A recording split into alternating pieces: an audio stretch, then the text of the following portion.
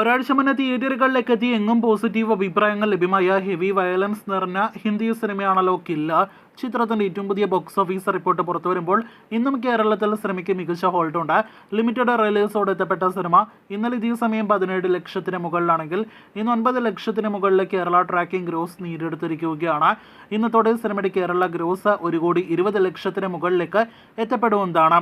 Indian net collection മാത്രം 15 കോടി രൂപയ്ക്ക് മുകളിലേക്ക് എത്തപ്പെട്ട സിനിമയുടെ വേൾഡ് വൈഡ് ഗ്രോസ് ഇന്നത്തോടെ 35 കോടി രൂപയ്ക്ക് മുകളിലേക്ക് എത്തപ്പെടുമെന്ന് പ്രതീക്ഷിക്കുന്നു.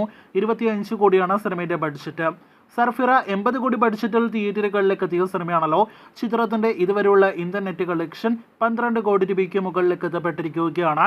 വേൾഡ് വൈഡ് ഗ്രോസ് 17 കോടി പിന്നിട്ട സിനിമ ഇന്നത്തോടെ 20 കോടി എത്തപ്പെടുമെന്ന് പ്രതീക്ഷിക്കുന്നു. സുധാ കോങ്കര, അക്ഷയ് കുമാർ, സൂര്യ കോമ്പോയിൽ തിയേറ്ററുകളിലേക്ക് എത്തിയ ബോളിവുഡിലെ ഏറ്റവും പുതിയ റീമേക്ക് സിനിമ തിയേറ്ററുകളിലെ വൻ ദുരന്ത സ്റ്റാറ്റസിലേക്ക് എത്തപ്പെടാനായിട്ട് ഒരുങ്ങുകയാണ്.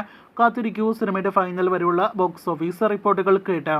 ജൂൺ മാസം അവസാനം തിയേറ്ററുകളിലേക്ക് എത്തിയ ഇന്ത്യൻ സിനിമയിൽ ഏറ്റവും ബ്രഹ്മാണ്ഡ സിനിമയായിട്ട് തിയേറ്ററുകളിലേക്ക് എത്തിയ പാൻ ഇന്ത്യൻ സിനിമയാണല്ലോ ബിഗ് ബഡ്ജറ്റ് സിനിമ കൽക്കി.